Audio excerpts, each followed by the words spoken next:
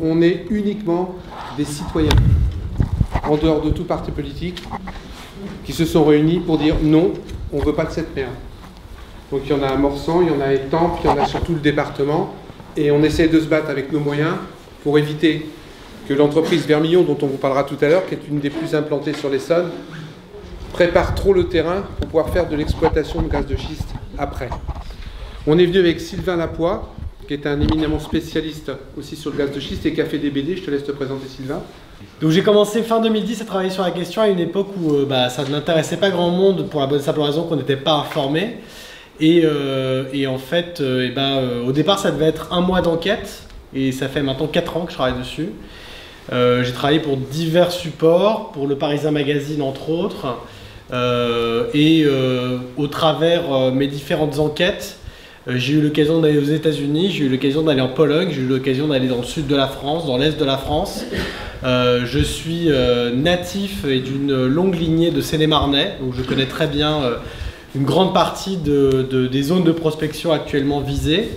J'ai été un peu partout en France et j'essaye autant que possible de me rendre disponible auprès des citoyens. Donc je ne suis pas militant anti-gaz de schiste, je suis militant pour un débat bien informé, des citoyens en toute possession des informations nécessaires à prendre leurs décisions. Raison pour laquelle voilà, je me balade à l'occasion de la promotion d'une bande dessinée qui est une autre façon que j'ai trouvé, qu'on m'a suggéré d'exploiter mon travail, qui est donc le fruit de 1 an et demi de travail, voilà, qui est au fond brandi fièrement par un des volontaires. Et donc voilà un mode de représentation qui est à la fois pédagogique, qui est ouvert et c'est très important pour moi. J'ai fait quasiment toute ma carrière sur internet et dans un souci d'ouverture au lecteur, qui est quand même mon premier public et mon premier patron avant tous les patrons de presse qui ont eu la politesse de me faire travailler. Ou de me virer dans des circonstances plus ou moins sympathiques. La plupart ont été très conciliants. C'est plutôt généralement moi qui suis parti, notamment pour aller informer autrement, mieux, ailleurs, comme je le fais par exemple avec Hervé Kempf, un ancien du Monde, qui est parti après s'être doucement mésentendu avec la direction du Monde sur le traitement de Notre-Dame-des-Landes, notamment, et qui a fondé un site d'information indépendant qui s'appelle reporter.net, auquel je contribue également. Et donc je suis ici pour vous informer, pour répondre à vos questions de manière totalement libre et le cas échéant pour ceux que ça intéresse pour présenter mon travail de BD enquête qui n'est pas du tout un travail de journalisme au rabais, hein. C'est pas parce que c'est de la BD que c'est pour les enfants, même si j'espère que je descendrai aussi en classe d'âge les citoyens informés en prenant ce mode d'expression là. Mais voilà, je suis ici aujourd'hui comme je l'ai été à Albi, à Auch, à Saint-Claude, à Bruxelles, à Strasbourg, à Metz, au Havre, à Rouen et dans plein d'autres endroits en France pour vous informer, pour vous aider à vous informer et pour vous aider également à mieux vous informer à l'avenir en vous donnant quelques clés de compréhension sur ce sujet qui est passionnant, raison pour laquelle je ne me vois pas arrêter de travailler dessus, mais qui est aussi extrêmement complexe parce que les gaz de schiste ne sont pas qu'une question environnementale, vous l'avez vu avec ce documentaire. Alors Philippe m'avait pas dit, mais il se trouve que en fait, je ne savais pas que c'était ça qui allait être projeté ce soir. J'ai travaillé sur ce documentaire en tant qu'enquêteur et j'ai notamment réussi à amener devant la caméra la lobbyiste de E-Corp Steam, Florence Mézel, pour qu'elle nous explique la stratégie. Et également monsieur Charles Lamiraud, l'ancien salarié de la Direction Générale de l'Énergie et du Climat, qui, je tiens à le dire quand même s'il passe pour un gros méchant, est un de ces fonctionnaires soucieux du droit, qui était surtout un exécutant des X-Mines dont il a parlé, n'étant lui-même pas X-Mine.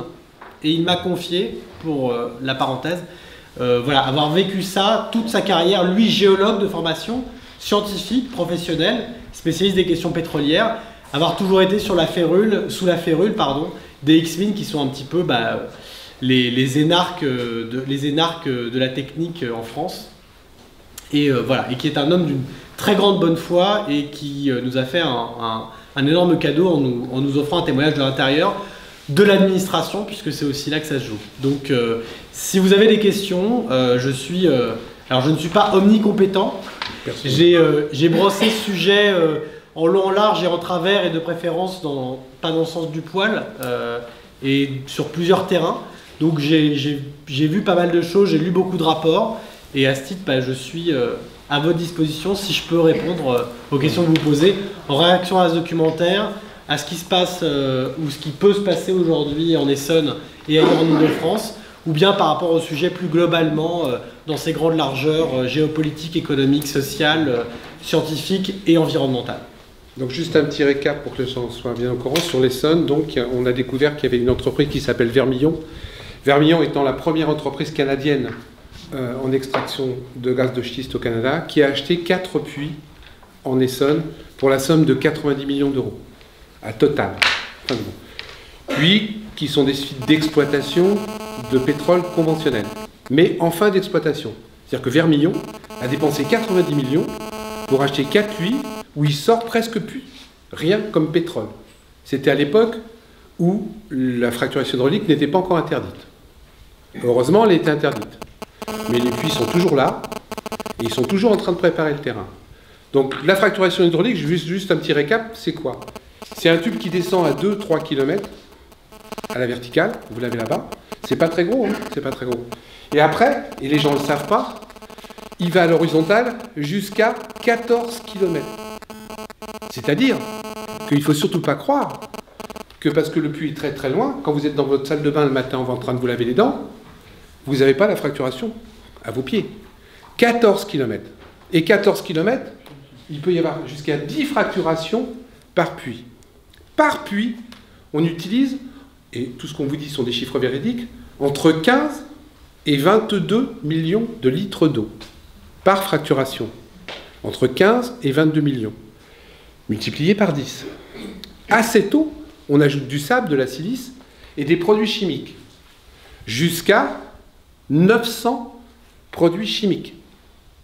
On n'a pas les chiffres exacts, puisque là-bas en Amérique, il faut savoir que ces produits chimiques qu'on met sont déposés avec des brevets comme le Coca-Cola. Donc c'est top secret. Donc on a réussi à en récupérer quand même, parce qu'aujourd'hui avec Internet, avec la chose, on arrive à avoir des informations. Il y a même un produit à l'intérieur, et ce que je vous dis, tout ce qu'on vous dit est vrai. Si quelqu'un dans la salle peut nous dire le contraire, qu'il nous le démontre. Il y a même un produit à l'intérieur dont les embaumeurs ne veulent même pas l'utiliser tellement il est dangereux. Petit détail qu'on vous dit et qu'on ne vous dira pas, il n'existe pas d'autre méthode que la fracturation pour extraire le gaz de schiste. Il n'y a pas d'autre méthode. On nous raconte des tas de choses, mais il n'y en a pas. Donc jusque-là, c'est clair. Cette eau-là, il faut que vous le sachiez aussi, malgré tout ce qu'on vous dit, personne aujourd'hui ne sait la traiter.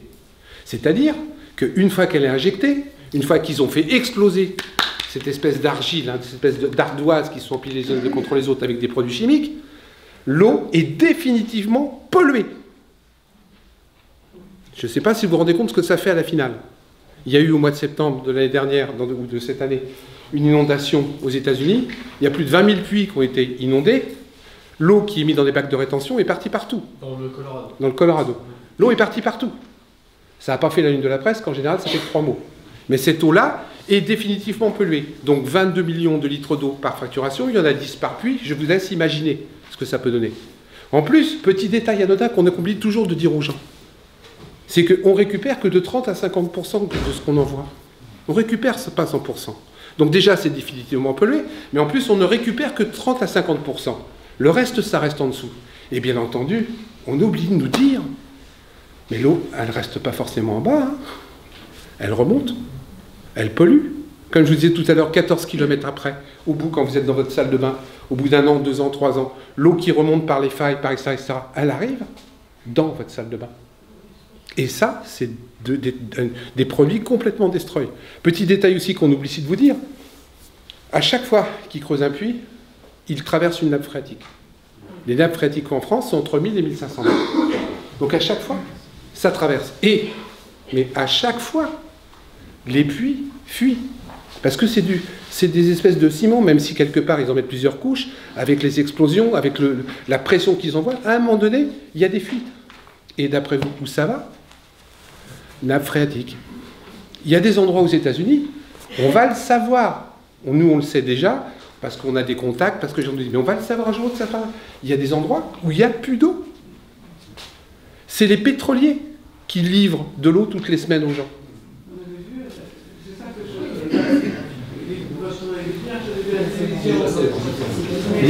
On commence à le savoir. À la télévision, il y a tout un village, je sais pas, toute une région qui est complètement abîmée par c'est fini. C'est fini. C'est des gens qui retournaient le robinet, il y avait des flammes ou des produits. Ça, on n'a pas vu Non, parce que ça a été très utilisé. Et les lobbying aujourd'hui disent que c'est du gaz naturel. C'est parce qu'ils ont des techniques. Hein. Mais c'est vrai, on reconnaît, c'est du gaz naturel. Hein. Non, mais en fait, c'est ce qu'on appelle le robinet qui s'enflamme, le flaming tap. Ouais. C'est un phénomène qui a été observé dans plusieurs zones où il y a de l'exploitation de gaz de schiste. Et en fait, pour avoir lu les rapports et étudié le truc, ce qui est très intéressant, c'est que c'est en fait un mauvais argument contre les gaz de schiste parce que c'est quelque chose qui arrive quasiment jamais. Mais ce qui est intéressant de savoir, c'est que l'argument qui a été présenté par les pétroliers en face est également faux. À savoir qu'en gros, ils disaient qu'il y avait du gaz préexistant dans les couches de nappe phréatique qui a été remonté. Il y a un impact direct et objectif sur les nappes phréatiques. L'impact, il est moins lié à la remontée, ce qu'on appelle la migration profonde, c'est-à-dire depuis 2500 mètres, parce qu'il y a beaucoup de couches à traverser, que, comme le disait Philippe, à la fragilisation vraiment de la dernière extrémité du puits. Parce que, et là j'en appelle non pas à vos connaissances en physique, hein, mais à votre simple intuition, ça paraît logique, on est à 2500 mètres de profondeur quand on atteint la couche. Donc pour craquer cette couche, il faut une pression très importante. Or, pour atteindre les 2500 mètres de profondeur, il faut déjà une pression considérable.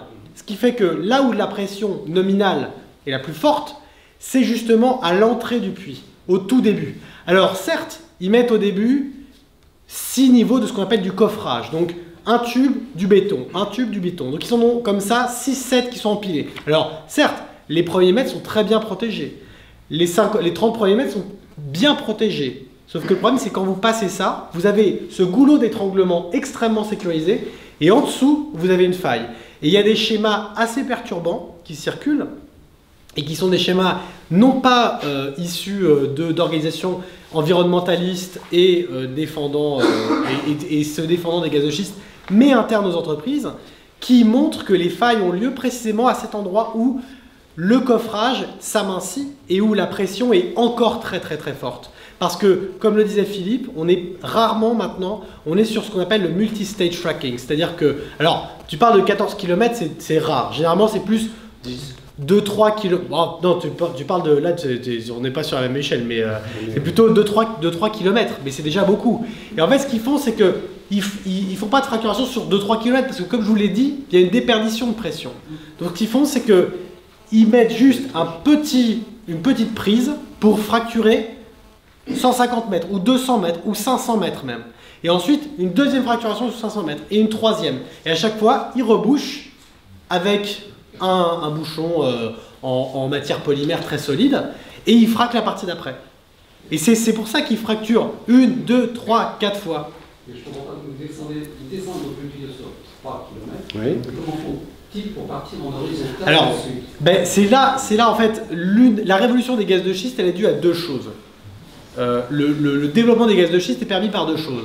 D'une part, le problème des schistes, au départ, des schistes gazifères ou pétrolifères, parce qu'au début, on a vu des images qui étaient des images, je les ai reconnues parce que j'ai vu ces puits aussi, c'était des images du Dakota du Nord. Dans le Dakota du Nord, on n'extrait pas des gaz de schiste, ce qui les intéresse, c'est le pétrole, les huiles de schiste. En l'occurrence, un pétrole assez léger, très rentable, et aujourd'hui, vous entendez énormément parler de l'effondrement des prix du pétrole. Mais bizarrement, vous entendez très peu parler de l'explosion de la production des pétroles de schiste.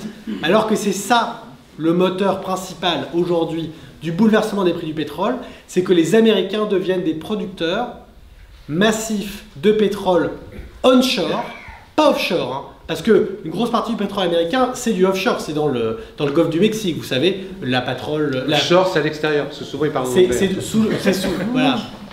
C'est la plateforme Deepwater Horizon et compagnie, machin.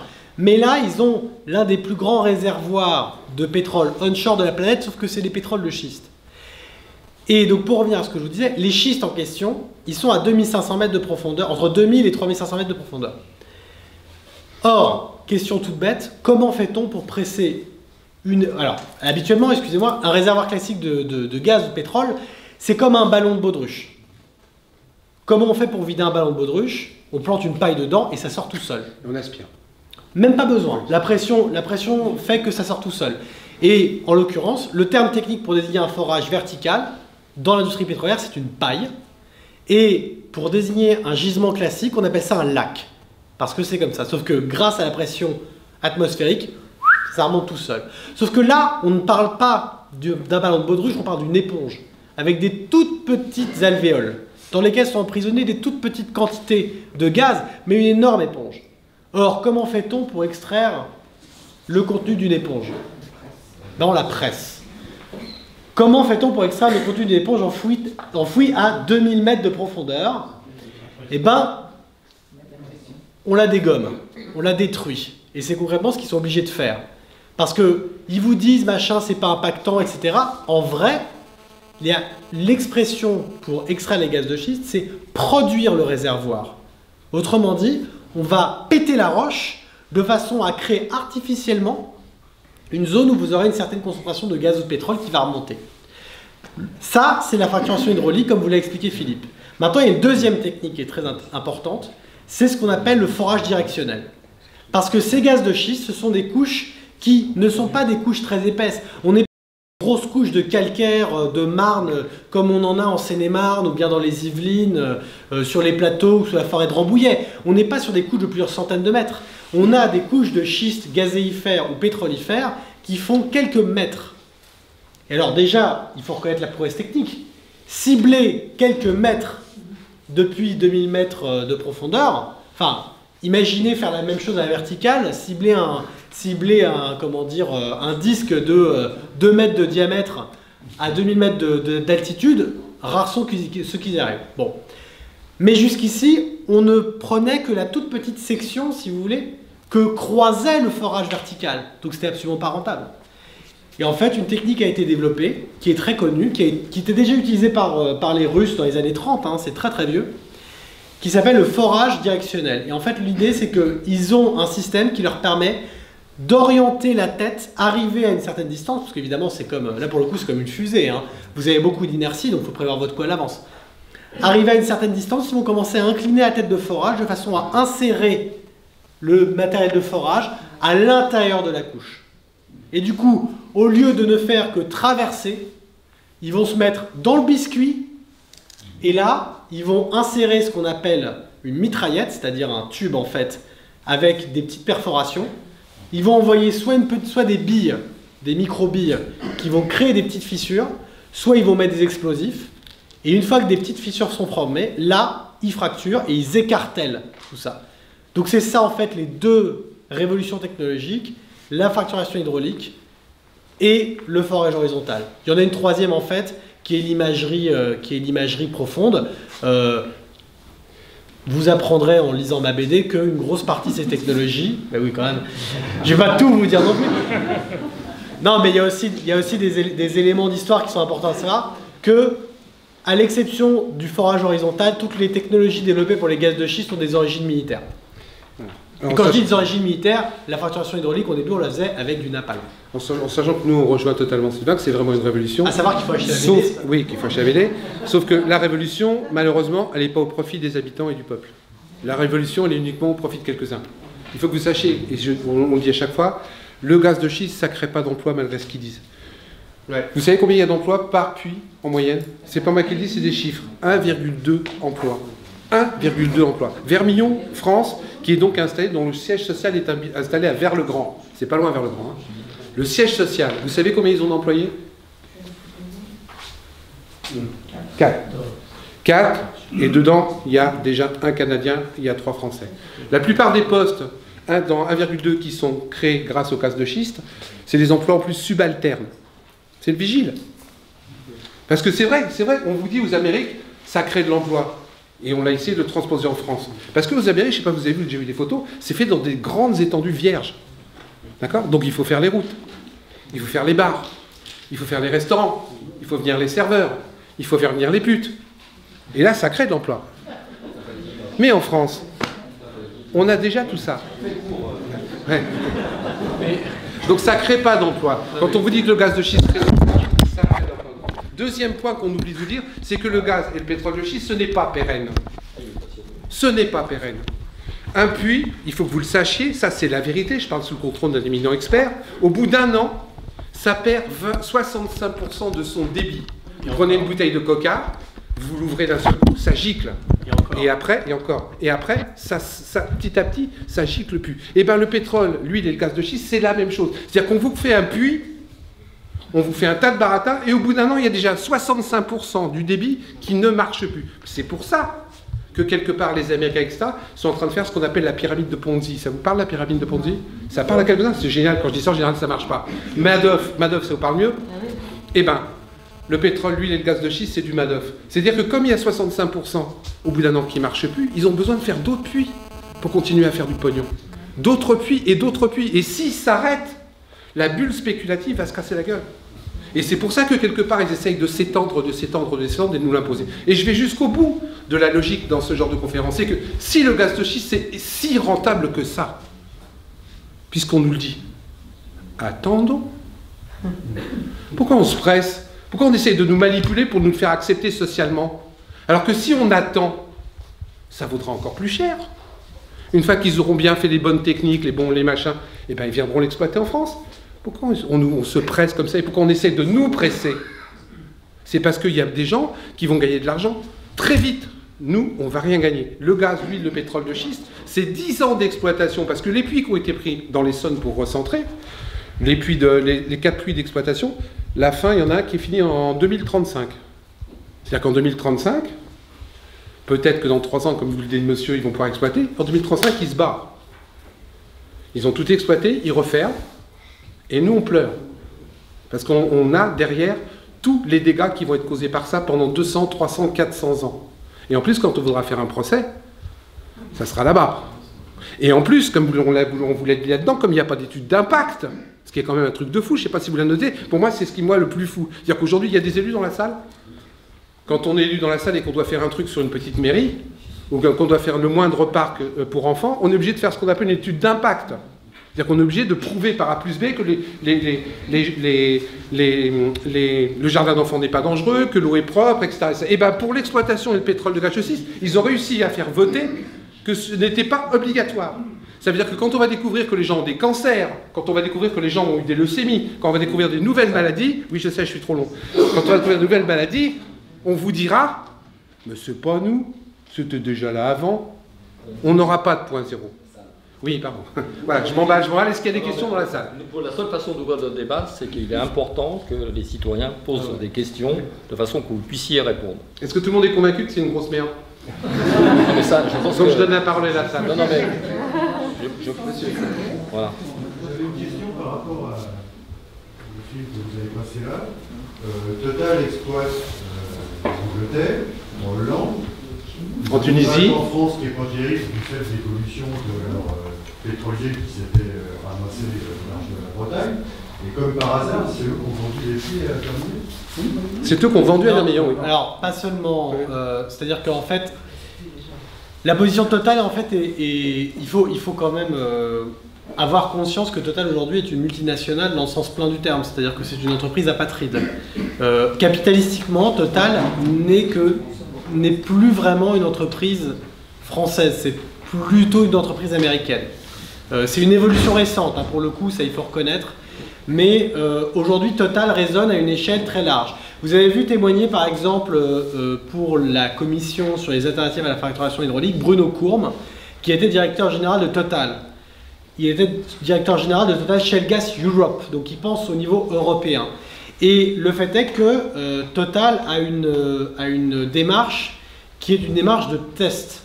mais il l'assume totalement comme tel. J'ai fait des interviews de cadres de Total qui nous disent très clairement, ils s'intéressent notamment beaucoup au cas polonais, parce que le cas polonais est considéré comme un test sur la législation européenne, sur l'acceptabilité légale de l'exploitation, déjà de l'exploration et de l'exploitation des gaz de schiste au niveau européen. Donc pour eux, c'est un terrain d'expérimentation. Ils sont également présents au Danemark. Alors attention, à l'heure actuelle, et je tiens quand même à le dire parce que c'est très important, il n'y a d'exploitation de gaz de schiste ou d'huile de schiste nulle part en Europe. Nulle part. Aujourd'hui, il n'y a que de l'exploration. Il n'y a pas un puits qui produit. En Pologne, où j'ai été, il n'y a pas un puits, alors que ça fait 6 ans qu'ils explorent, et qu'ils ont quand même livré à l'exploration un tiers de la surface du pays. Vous vérifierez, c'est assez phénoménal. Ils ont distribué tous les permis en quelques mois. Ils ont été même poursuivis par la Cour de justice européenne parce qu'ils avaient donné des permis d'exploitation en même temps que les permis d'exploration, sans faire de concours sur la deuxième phase. Et donc les entreprises avaient le tout d'un coup. Bref.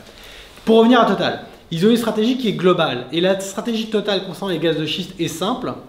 C'est qu'ils sont dans une tentative d'optimisation de ce qu'on appelle l'acceptabilité sociale. Concrètement, l'acceptabilité sociale, c'est simple. Pour résumer, c'est optimiser, pardon de l'expression, mais s'assurer que l'opinion publique n'est pas trop défavorable, de façon à ce que les élus et les différents décisionnaires, élus ou non, hein, y compris les ministères, etc., aient la liberté de leur accorder les autorisations nécessaires. Donc concrètement, ils veulent que les électeurs ne soient pas trop mécontents pour que les élus n'aient pas peur de faire ce dont Total a besoin. Et ils ont déjà commencé. Voilà. Et en Angleterre, typiquement, ils ont les mains absolument libres parce que le gouvernement Cameron est ultra pro-gaz de schiste, qu'il a livré, il a ouvert à la prospection, il n'a pas donné de permis, mais il a ouvert à la prospection la moitié du territoire de la Grande-Bretagne. Attention, hein, pas de l'Angleterre, de la Grande-Bretagne. Donc on remonte jusqu'en Écosse, même si on n'a pas beaucoup pour le coup en Écosse, parce qu'on est sur des profondeurs où ça a grillé, bref, c'est autre chose. Au Danemark, la prospection est engagée avec Total, notamment. En Espagne, la prospection est engagée dans certaines provinces. Là, c'est un peu plus compliqué. En Italie, pour l'instant, il n'y a rien, parce que les réserves sont très faibles. Mais dans tous les autres pays, notamment d'Europe centrale et orientale, je pense à la Hongrie, l'Ukraine, la Bulgarie, c'est le deuxième pays du monde qui a interdit la fracturation hydraulique. Mais concrètement, partout où il y a de la recherche de gaz de schiste, Total est au moins en observateur. À une exception notable, en Pologne, où ils ont cédé leur part dans un puits dont ils étaient copropriétaires avec une société américaine, de mémoire, je pense que c'était ExxonMobil. Et la raison pour laquelle ils ont cédé leur part, c'est précisément parce qu'au bout de 6 ans, ils ont réalisé que ça ne marchait pas et que leur prospection ne fonctionnait pas. Et après, je vous répondrai, pour clore là-dessus, ils ont cru qu'ils pouvaient, en Pologne, faire la même chose qu'aux États-Unis. Et en fait, ça n'a pas marché. Ça fait 6 ans qu'ils essayent et ça ne marche pas. Il y a 2 puits qui ont été mis en production, c'est-à-dire qui ont commencé à sortir du gaz. Et concrètement, on sort 1000 mètres cubes par jour, c'est-à-dire même pas de quoi rembourser l'investissement. Monsieur. Quand on est tous convaincus que c'est une belle saloperie, maintenant, est-ce que vous avez une stratégie, je crois qu'on est tous là un petit peu pour savoir est-ce qu'il y a une stratégie de lutte, comment s'opposer à ça, parce que bon, on n'a plus besoin d'être convaincus. Ça serait pas honnête de notre part de ne pas vous donner tous les tenants et les aboutissants. Parce qu'il y a un discours d'un côté et on ne vous dit pas forcément la vérité. Donc je vous explique. Je sais que la plupart des gens sont convaincus, et c'est aussi normal qu'on explique qu'on ne va pas faire comme eux et vous balancer des mensonges. Donc la stratégie de se battre, oui, on a monté un collectif, on commence à être 200, 300 sur le département, et à un moment donné, c'est clair, il faudra se mettre devant les camions. Puisque tous les systèmes qu'on a mis en place, etc., ne marchent pas. Je vous parle des élus, mais... Oui. Allons-y, pour les questions, je vous répondrai pas. Monsieur. Non, moi je veux rebondir par rapport Boeing. À la prise de parole de monsieur. Moi je pense que pour pouvoir limiter, il faut être très informé. Parce que quand vous avez les médias qui viennent interroger les gens qui bloquent, s'ils se retrouvent devant des gens qui ne savent pas expliquer pourquoi ils bloquent, là c'est le meilleur moyen de se faire des... Non, mais on est d'accord. On est d'accord, il faut les deux. Il faut les... Je suis d'accord. Voilà, moi c'était une question par rapport au cas de la Pologne. J'ai entendu dire, vous allez nous démentir ou pas, mais j'ai entendu dire que au niveau géologique, la Pologne et la France, en tout cas pour ce qui était de l'exploration des gaz de schiste, étaient à peu près similaires et qui comptaient justement sur ces deux grands pays, Pologne et France, pour avoir un petit peu le même système d'exploration et d'exploitation derrière. Alors,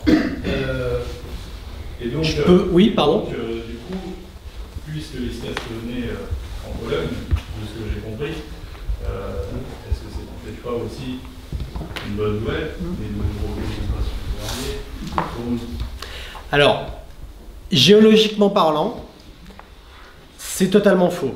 C'est-à-dire que, pour le coup, pour avoir discuté avec les autorités, y compris les autorités de la région Poméranie, où j'étais, donc dans le nord, à côté de, enfin, sur les bords de la mer, là où il y a le plus gros de l'exploration, géologiquement, c'est pas le même type de couche. On est sur des schistes un peu différents de ceux qui sont dans le bassin, principalement du sud-est, hein, dans lequel il y a tous les permis autour des Cévennes, pour ceux qui voient à peu près la carte des prospections telles qu'elles sont lancées. Et donc, géologiquement, on ne peut pas comparer, si vous voulez, entre guillemets, décalquer ce qui a été trouvé en Pologne pour avoir ce qui est en France. Après, il faut voir quelque chose, c'est que une grosse partie, il y a des prélèvements qui sont faits partout, et si Total était là-bas, c'est de façon à carotter notamment, donc à avoir des tronçons de forage pour les étudier, et une partie des tronçons de forage qui ont été réalisés sur le forage dont ils étaient copropriétaires a été envoyée dans les laboratoires de Total à Pau, laboratoire de Total à Pau puisque gisement de lac, hein, qui sont des laboratoires spécialisés dans la géologie gazière. Donc du coup, ils apprennent forcément des choses, mais ils ne peuvent pas transposer immédiatement, pour plein de raisons. Mais la première raison, c'est que juste, c'est pas les mêmes couches géologiques, c'est pas les mêmes époques. Après, pour la comparaison États-Unis-Pologne, ou États-Unis-France, il faut savoir que, ironie du sort, les schistes américains, ceux du Nouveau Monde, sont beaucoup plus récents que les schistes européens.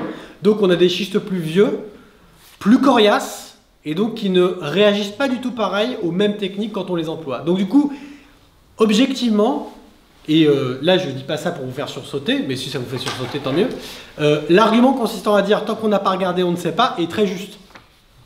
Mais pour aller dans votre sens, le fait qu'il y ait quand même une forte résistance des schistes polonais aux techniques déjà éprouvées questionne énormément sur la viabilité de l'exploitation des gaz de schiste ailleurs en Europe, à fortiori en Europe continentale, par opposition au Danemark et à l'Angleterre, donc pour la France également. Et par ailleurs, monsieur, sur les modes de mobilisation, je voulais juste vous rappeler un fait qui est très important, c'est que quand des questions au gouvernement ont été amenées, au début de l'année 2011 sur les gaz de schiste, elles ont été amenées par deux députés qui n'y connaissaient que dalle, principalement, qui s'appellent Pierre Moral-Lalussier en Lozère et Pascal Terrasse en Ardèche, UMP socialiste, Pierre Moral-Lalussier, UMP, donc membre de la majorité présidentielle, qui a fait une demande auprès de la commission d'accès aux documents administratifs pour les documents ayant amené à l'octroi des permis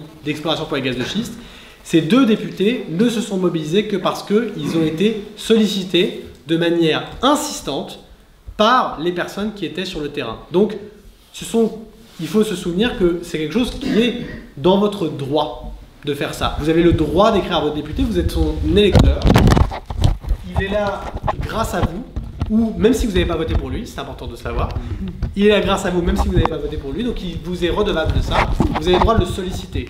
Et je me souviens que j'ai reçu un jour un mail, suite à ça, d'une militante locale, en l'occurrence, qui m'a dit qu'elle avait, en lisant mes articles, commencé à s'informer, à informer les gens autour d'elle, et par un effet boule de neige, créer un collectif et solliciter son député. Je n'en tire aucune fierté personnelle, mais j'en tire une certaine fierté d'avoir fait mon travail, mais j'en tire une très grande admiration parce que cette femme, cette citoyenne, cette électrice a fait le sien en allant chercher de l'information, des soutiens et en usant des droits qui sont les siens, notamment celui de solliciter ses représentants auprès de l'Assemblée nationale. Donc ça existe Et ça a eu un effet réel, puisque c'est suite à ces questions au gouvernement que la ministre a dû se positionner. Oui. Justement, Moi, je suis journaliste, je suis pas dans le... Ce que je voulais vous dire, donc je suis aussi au niveau du collectif. Ce qu'on dit toujours, enfin voilà, parce que vous avez amené la question, donc bon, on va se le dire là. Déjà, bon, on a déjà fait des réunions, plusieurs, depuis que ça existe. Ce qu'on dit en fin de réunion, c'est les informations que vous prenez là. Donc vous avez des documents, voilà. Surtout ne les gardez pas. Diffusez-les. Voilà, c'est ça, enfin voilà. C'est l'important, on va dire, c'est la toile d'araignée. Et que les informations que vous prenez, ben voilà, vous avez des amis au travail, des collègues, des voisins, et d'en parler. Et il n'y a que cette manière-là, qui fait que, ben voilà, ça va le jour où, et ben du coup, c'est pas 10 personnes, mais vous aurez vos voisins. Ah oui, tu te rappelles? Oui, je me rappelle. Enfin voilà, l'information qu'ils ont donnée hier au journal, machin, c'était nul. Moi, je vois jamais qu'avant, dans l'Essonne, moi, je veux dire, dans l'Essonne, on m'a dit gaz de schiste. Je fais oui, c'est ça. C'est celui-là, c'est la loi. Voilà. Mais juste pour dire, voilà, voilà, il n'y a que ça qui fait que ça va mobiliser. On a vu Gazland, on a lu le bouquin L'illusion, je ne sais plus ce que c'est, le petit bouquin jaune d'économiste. Le mirage. Voilà, ça c'est passionnant. Enfin bon, alors d'une part, évidemment c'est une énergie qui pollue énormément. On va accueillir la conférence environnementale en décembre 2015. Donc c'est complètement à l'envers de la protection. La COP 21, c'est en... Non, décembre 2015. La COP 21 bon. Donc c'est complètement à l'envers de la protection du climat, etc. Moi j'ai une question très précise. Je connaissais la menace vers le grand, vers le petit, le Plessis-Pâté, etc. Qu'est-ce qu'on appelle le projet Boissy-sous-Saint-Thion? Oui, alors ça, on donnera une réponse après. Ah bah. On peut le faire tout de suite finalement. Le problème, c'est que Boissy n'apparaissait pas parce qu'on n'avait plus de puits de pétrole après en avoir eu un. Et ce qui s'est passé, finalement, il a été fermé ce puits. Mais le forage, il est toujours en place. Donc on a l'impression qu'il n'y avait plus rien. Moi j'avais toujours dit aux copains, j'ai dit vous ferez attention, sur Boissy on aura un problème. Et effectivement le problème il est arrivé qu'on a appelé le permis de Boissy. Mais ils n'ont pas précisé sur le papier Boissy sous Saint-Thion. Mais quand on prend la carte et qu'on regarde sur le périmètre, finalement ça tombe bien sur la commune de Boissy. Et c'est pas pour rien parce que j'ai eu une information hier par le maire qui ne pouvait pas venir aujourd'hui. Et ils ont été contactés par Énergie, Perf Énergie, pour justement venir s'expliquer en mairie pour sonder le terrain, voir s'ils sont. Alors je ne connais pas la réponse qu'ils ont faite, mais ils les ont quand même reçus. Alors la discussion qu'il y a eu entre eux, moi j'étais pas là. Hein. On ne sait pas s'ils se sont. Non, attention pas. Par contre, on a appris par information qu'ils ont téléphoné au maire d'Avrainville. Voilà, et parce que c'est à côté, parce que finalement, où est le forage, à la limite du terrain, on saute le chemin et on est sur la commune d'Avrainville. Donc actuellement, les compagnies cherchent l'endroit de sensibilité où un maire, une municipalité, il serait favorable. En gros, c'est ça. C'est des permis de recherche qu'ils ont déposés, qui ne sont pas encore acceptés. Il y a 2 permis de recherche qui font plus de 504 km², et ça prépare le terrain pour après. C'est juste ça. On arrête, il y a plein de questions. Un forage, un prospectif, il faut un permis de construire, il faut une décision administrative locale ou pas? J'ai 3 questions. C'est national. Le statut légal du tréfonds dans le code minier, c'est quoi? Deuxième question, le niveau de la prospection locale, on en est où? Et troisième question... Quatrième question. Non mais vous pouvez la poser juste...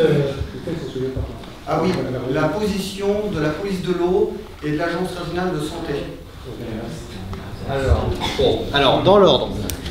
Donc déjà, pour commencer, à ma connaissance, il n'y a pas de demande de permis de construire nécessaire. C'est-à-dire que l'État étant gestionnaire de la... Non, justement, ça c'est un élément, et c'est plus compliqué que ça. Mais j'y reviens, ça c'est la deuxième question, je vous rappelle. Donc première question, il n'y a pas d'autorisation locale. Le seul moment où en fait les autorités locales sont prévenues, c'est dans le cadre du travaux de gros ouvrages et passage de transport lourd. C'est-à-dire que toutes les communes traversées sont prévenues, mais seulement comme on est prévenu, enfin je caricature, mais comme on est prévenu de l'installation d'un cirque, si vous voulez. L'année dernière, ils ont prévenu le 8 août, qui commençaient les travaux le 11 août, la lettre est arrivée le 12. Il y a une obligation légale de prévenir que dans le cadre de la traversée et de l'ampleur des travaux. Mais sinon, c'est au cas par cas. Alors, les tréfonds, concrètement, le Code civil stipule que, comme aux États-Unis, vous êtes tous propriétaires de votre sous-sol jusqu'au centre de la Terre. La seule exception, c'est si on trouve quelque chose. Véridique, non mais je vous jure que c'est vrai. Si on trouve quelque chose, à ce moment-là, c'est le principe du trésor dans le jardin, à ce moment-là, l'État devient gestionnaire du bien découvert. Et après, c'est géré au cas par cas, mais concrètement, c'est l'État qui en devient le gestionnaire. Donc, la législation, elle est comme ça. Ensuite, troisième question, c'était l'état des prospections, pardon. Au niveau local. J'explique, hein, j'ai des fois je place les papiers, je fais pas mal de routes dans la région, et on a vu beaucoup à la fin des récoltes, beaucoup de camions qui font la prospection sismique. Vous les avez déjà vus? Ah, dans 77, les champs ont été récoltés, il y avait des camions, mais partout. Ils arrivent. Et je peux même rajouter qu'il y a un texte de loi qui est paru, comme quoi ils n'ont même pas besoin de donner l'autorisation propriétaire. C'est génial. Donc, on le sait. Mais monsieur, très honnêtement, on sait tout ça. On sait. Le truc, oui. Non, ce que je veux dire, c'est que je suis d'accord avec le monsieur, on sait qu'ils l'ont déjà fait. On sait que les sous-sols sont connus. On sait qu'ils sont déjà venus entre les années 60 et les années 80. On le sait, on a des gens vers le grand. Oui, mais attends. Vraiment, on sait qu'ils le font aujourd'hui pour que socialement, ils puissent nous annoncer que c'est merveilleux. C'est juste ça. Ils n'ont pas besoin de le faire, en vérité. Ils savent exactement ce qu'il y a en dessous, à 3 cm près. Mais socialement, ils ont besoin de le faire aujourd'hui pour que quelque part, après, ils puissent nous dire que c'est merveilleux, qu'ils ont trouvé une des richesses en dessous et qu'il faut qu'on aille les chercher. J'ai deux questions. Donc là, je vois ça, là. Donc, c'est des permis qui ont été demandés, mais qui ne sont pas... Les permis qui sont déposés, là. Mais ils ne sont pas encore autorisés. Et donc, un permis, c'est bien ça. 504 km² environ. Non, j'avais peur de ne pas très bien compris. Mais... Et alors, ma question aussi, c'est ce petit schéma par rapport... Donc à la fracturation, donc déjà je voudrais savoir comment est-ce qu'on fait la pression techniquement, voilà. Et là je vois des petites fracturations donc en haut et en bas. Et donc la question, on a parlé beaucoup de ce qui remonte, mais je voulais savoir qu'est-ce qui se passe avec ce qui peut redescendre. Parce que dans le bassin parisien, bon, je pense qu'il est très profond, mais il peut y avoir des endroits où il est moins profond. Il y a quand même le Néocomien, c'est une nappe d'eau stratégique qui est hyper protégée normalement. Qu'est-ce qui se passe? Alors, vous posiez la question déjà de la pression. Alors, la pression, c'est très simple. Et c'est très rigolo aussi de le dire. Il faut savoir que la plupart des plateformes sont quand même assez isolées géographiquement. Donc du coup, elles doivent fonctionner de manière autonome. Une plateforme, c'est une petite usine. Donc concrètement, cette pression, elle est opérée par compression. Donc il y a des moteurs au fioul, généralement. Voilà. Donc concrètement, ce qui se passe, c'est qu'il y a tout un réseau qui est déployé sur la plateforme pétrolière, plateforme gazière le cas échéant, avec des tubes et qu'en fait, pour prendre l'expression américaine, on fait du build-up, c'est-à-dire qu'on fait monter par étape la pression avant d'injecter. Et donc on bloque le liquide et il y a un moment où on le libère et où il part à la pression nominale qui a été mesurée en 600 bars. Voilà. 600 bars. Donc c'est généralement, alors pour vous donner un ordre de grandeur, si bien sûr, mais pardon. Non, c'est pour les diplômes. Il y a une étude d'impact qui est soumise au préalable pour l'obtention du permis, mais il y a plus ou moins d'éléments. En tout cas, les permis qui ont été octroyés dans le sud-est, mais maintenant la nouvelle réglementation change un petit peu la donne. Mais concrètement, les 600 bars, pour vous donner un petit élément de comparaison, c'est le genre de pression qui est utilisé par les sapeurs-pompiers avec ce qu'on appelle les lances Python, qui sont les lances qu'ils utilisent pour désincarcérer les gens en abattant les murs. Donc c'est une pression qui peut abattre un mur en béton. Et votre deuxième question, vous disiez sur les fractures. Alors, ce qui monte, ce qui descend. Alors encore une fois, les études qui ont été menées sur ce qu'on appelle la migration profonde, c'est-à-dire le déplacement des liquides à grande profondeur, tentent quand même à prouver que les déplacements à cette profondeur sont limités. Parce que généralement, la raison pour laquelle le gaz et le pétrole sont encore emprisonnés dans le schiste, c'est parce qu'il y a une très faible porosité, donc ça dépasse rarement, ça migrera peu autour. Après, votre question sur le néocomien est extrêmement pertinente, dans la mesure où tout ce qui est nappes ultra profondes et ce qu'on appelle les nappes fossiles, en l'occurrence, est effectivement pris en compte de manière assez aléatoire, on va dire. Et aux États-Unis, ça a déjà posé des problèmes, puisqu'on a des traces avérées de pollution qui ont été trouvées dans des nappes ultra profondes, sachant que certaines nappes phréatiques affleurantes ou semi-affleurantes sont à quelques dizaines ou centaines de mètres maximum. Hein. Donc on est très très très haut, alors que le néocomien, effectivement, on est à plus de 2000, je crois, de mémoire. Madame, vous avez posé une question tout à l'heure. Est-ce que vous pouvez expliquer ce que c'est quand on fait le permis de recherche? Qu'est-ce qui se passe concrètement? Qu'est-ce qui se passe là en ce moment dans tous ces puits où on fait la différence entre recherche. Concrètement, il y a plusieurs phases. La première phase, c'est une phase déjà d'information. C'est-à-dire que la société, comme ça a été le cas dans le Sud-Est, va déjà commencer par essayer de collecter un maximum d'informations préexistantes. Elle va donc acheter des cartes. Il faut savoir qu'il y a un marché absolument considérable de la carte minière et que du fait de l'absence d'exploitation pétrolière ou gazière à grande échelle en France, il y a des cartes qui sont très vieilles. On a acheté à prix d'or dans le sud de la France des cartes du bassin d'Alès, cartes géologiques, qui dataient des années 30. Deuxième étape, on va essayer de faire de l'imagerie géologique profonde, notamment par imagerie sismique. Donc c'est là où on a les norias. Généralement, ils se baladent par 4-5 de camions, de sismologie, donc pour faire ce qu'on appelle un sismique, c'est-à-dire concrètement, ils vont... c'est plus compliqué. J'espère que vous n'avez pas fait une échographie comme ça, parce que c'est extrêmement douloureux. Mais concrètement, l'idée c'est que de façon à avoir une imagerie, on va faire un système qui est assez proche du sonar, mais sauf que on va évaluer en fait la propagation des ondes. Sauf que pour évaluer la propagation des ondes, eh bien, il faut les créer. Et pour créer des ondes jusqu'à cette profondeur-là, il faut que ce soit des ondes très importantes.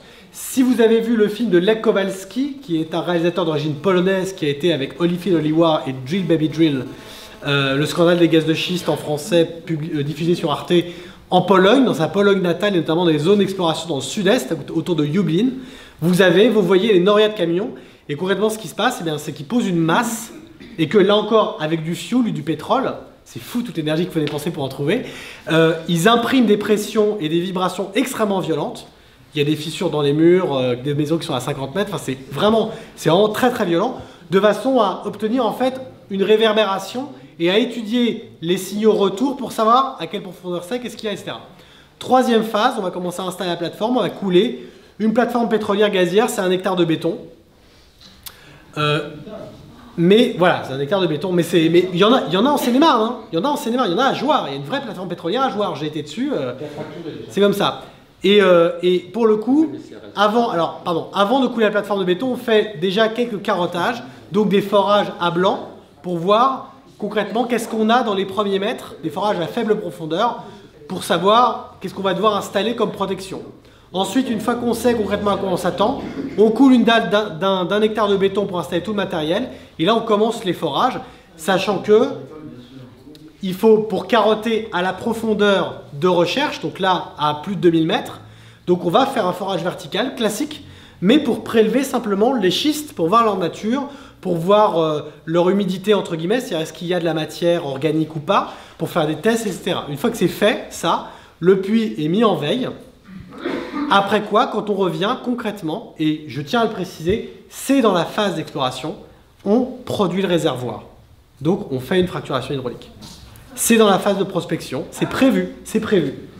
C'est prévu. Et juste pour la petite blague, c'est rarement des volumes considérables, mais il faut savoir que les volumes retirés à cette occasion de pétrole ou de gaz ne sont en aucun cas imposables par les taxes sur les produits pétroliers classiques.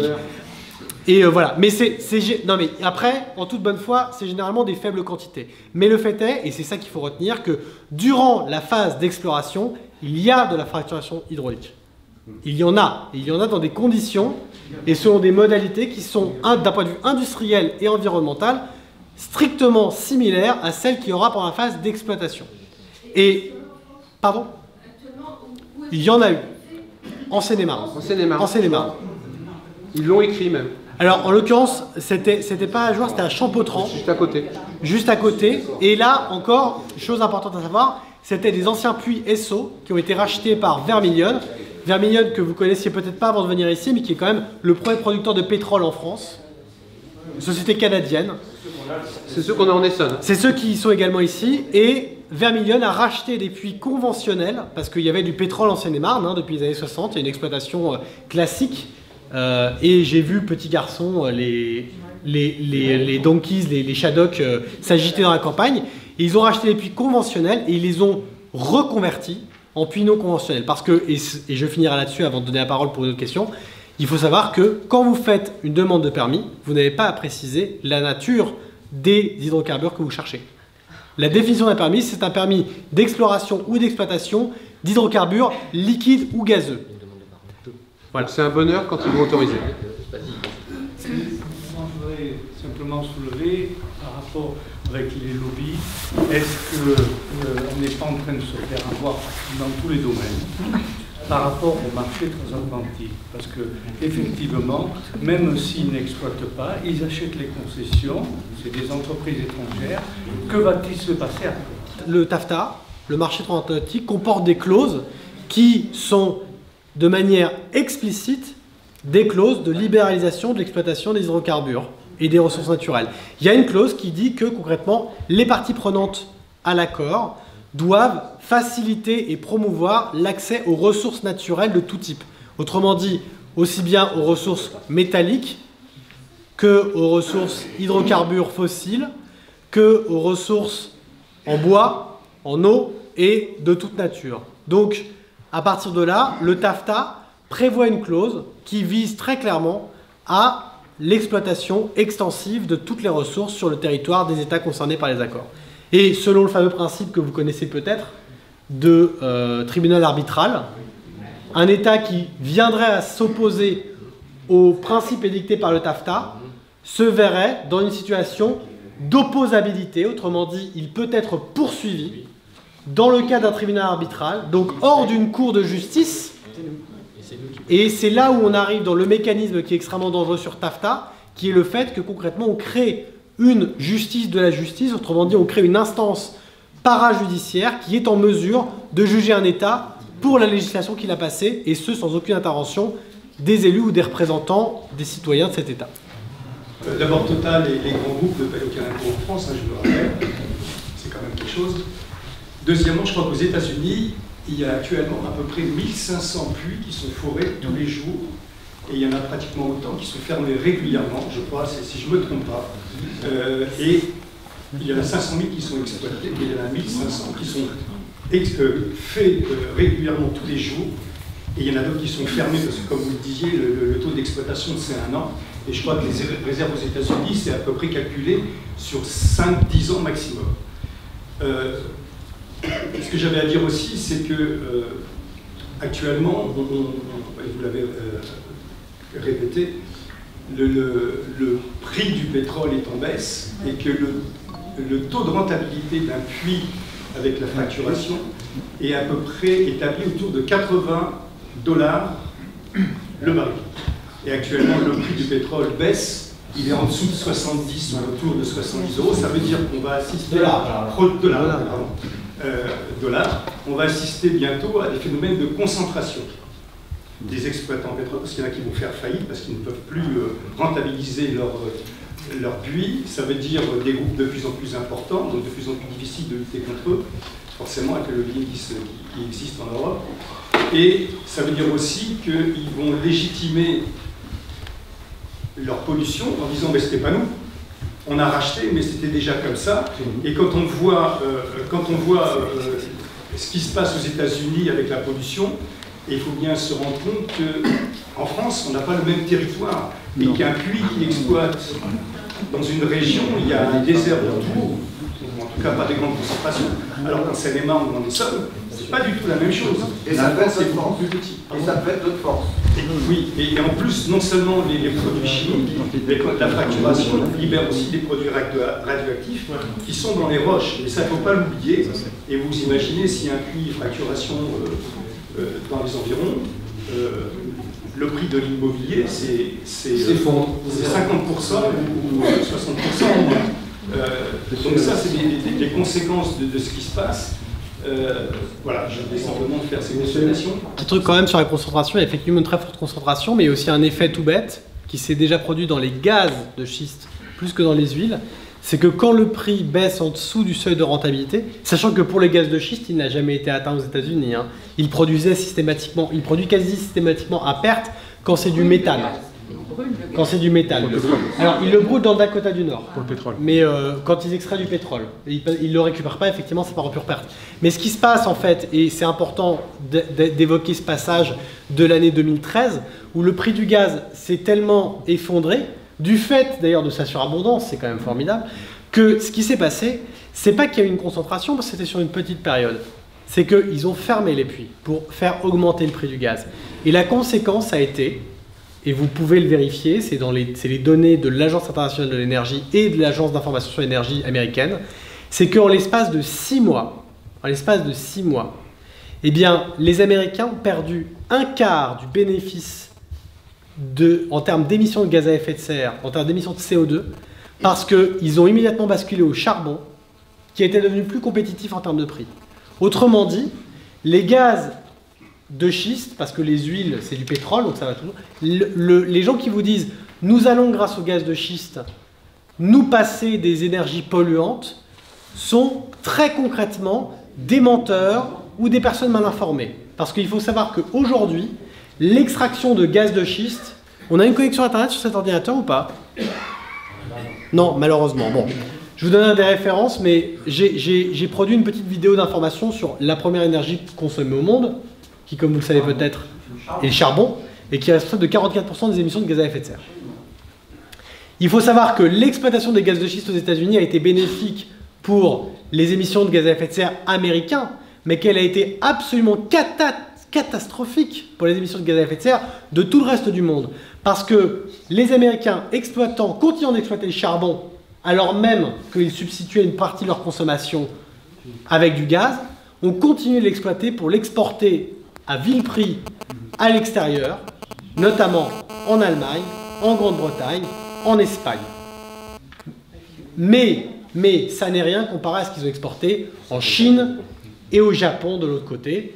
Encore une fois, les centrales à charbon chinoises, c'est un quart des émissions de CO2 dans le monde. Un quart. Vous fermez les centrales à charbon chinoises, vous avez résolu un quart du problème des émissions de gaz à effet de serre. Je ne suis pas très optimiste parce que finalement, c'est quelque part légitimer la recherche. De dire, vous voyez, en Pologne, on a passé 6 ans, Total a perdu de l'argent, on a fait des recherches, on n'a rien trouvé, on s'en va.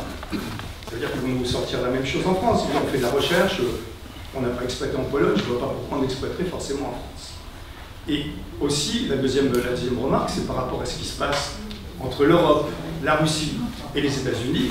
Derrière ça, il y a aussi la guerre énergétique et la guerre d'influence entre l'Europe, la Russie et les États-Unis. Il faut bien se rendre compte que nos politiques, dans leur errement, on va dire, par rapport à la Russie, et c'est mon opinion, peuvent légitimer aussi une exploitation de gaz de schiste en disant, vous voyez, la Russie peut nous arrêter notre approvisionnement. On est dépendant à 20% du gaz russe. C'est pas plus. C'est un grand mythe, mais aujourd'hui, notre dépendance au gaz, c'est principalement la Hollande, la mer du Nord et le Maghreb.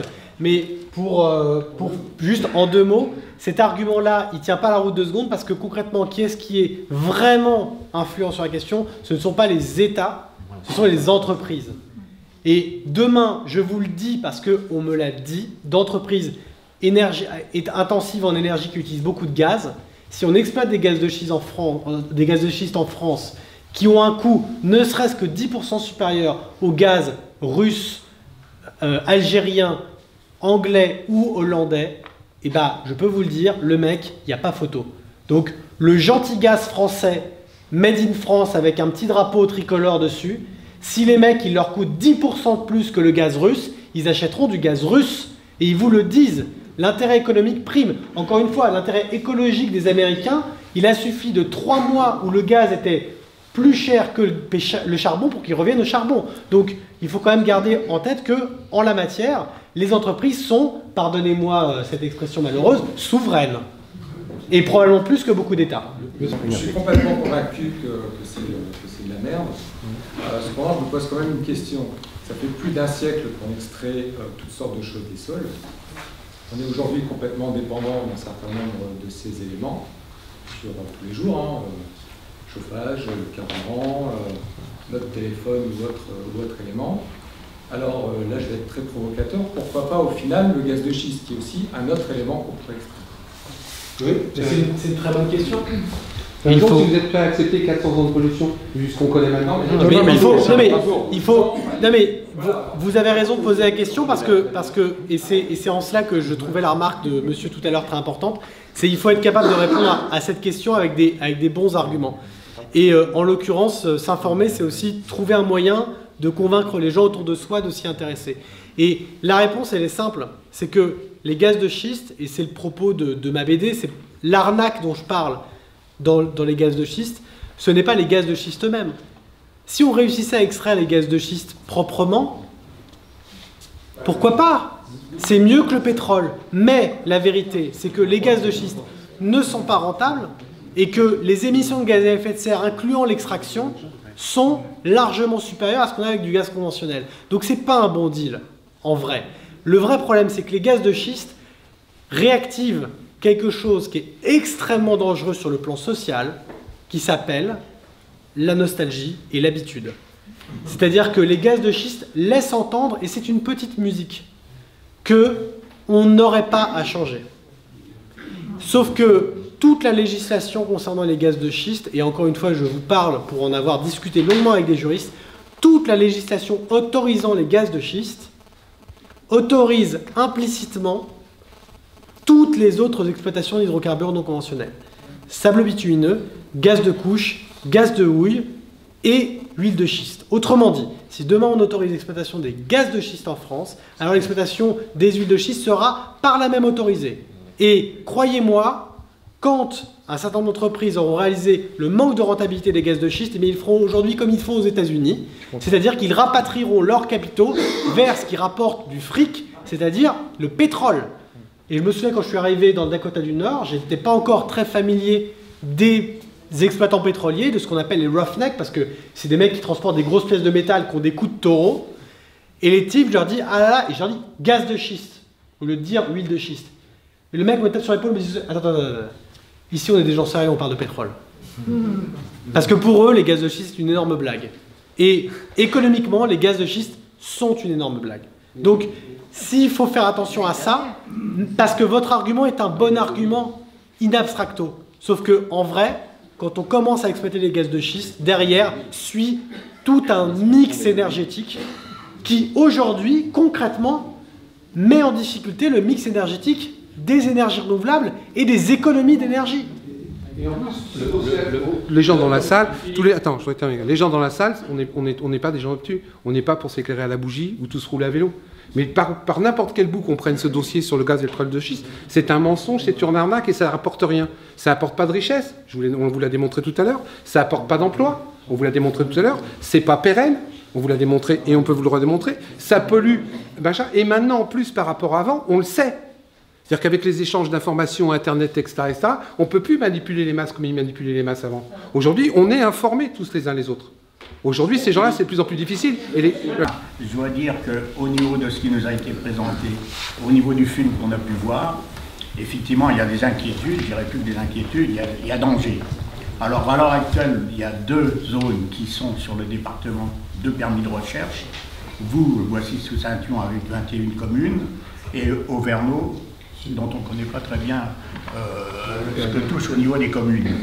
J'aimerais savoir, de la part du collectif, s'il existe une carte qui préfigure d'autres recherches dans le département. Permettez ? Oui, je l'ai vu ça. Oui, j'ai la carte sur une clé, mais il faudrait tout rallumer. Alors vous avez ces 2 permis, mais ce qu'il faut savoir, monsieur, c'est que... alors ceux-là, c'est les derniers. Enfin, Boissy, c'est 2013. Auvergnat, c'est 2011. Mais vous en avez un autre, là, sur Pithiviers, donc qui arrive à pile poil là, qui fait 1300 km² quand même. mais pas sur tous les Essonnes, sur les 3 départements, Essonne 77 et 45. Vous en avez un autre là qui complète, hein, qui bouffe la bordure de l'Essonne. Donc celui-là, c'est Savigny. Alors celui-là, c'est pas un permis de recherche, c'est un permis d'exploitation. C'est-à-dire que celui-là, il est aussi sur le 77. Et celui-là, il date de 2008. Hein. Et vous en avez encore 2 autres au-dessus, qui sont les permis de chevrerie et les permis un autre permis qui sont en concurrence. Voilà. Donc il y a quand même sur l'Essonne, ça vous fait 1, 2, 3, 4, 5 permis. Plus les 5 à 6 permis. Voilà, plus les... Oui. Nous avons eu une époque qui remonte à, ça fait un peu ancien combattant, mais dans les années 50-60,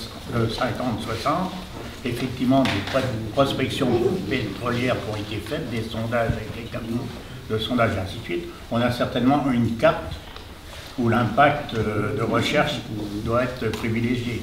Et nous, moi je me trouve dans le sud de l'Essonne, à la limite de la Beauce, et le plateau Beauceron est peut-être plus difficile à exploiter, mais on peut avoir que des inquiétudes. Et c'est pourquoi on aurait aimé savoir... Je peux renforcer vos inquiétudes. Moi, mon mari est agriculteur et tout l'été, l'hiver 2012, il a vu passer sur la route entre Étampes et donc le 45, sur la route qui rejoint Étampes à Pithiviers, il a vu passer ces fameux canons sismiques. Voilà. Il y a eu aussi un dépôt de permis de recherche déposé à Étampes qui a été abandonné il y a une dizaine d'années. Alors, est-ce qu'ils vont le ressortir? Et quand vous lisez les documents qui sont liés, ils s'appuient quand même sur... les sociétés s'appuient sur ces recherches. Voilà. C'est-à-dire qu'un jour ou l'autre, on peut voir se déplacer le problème.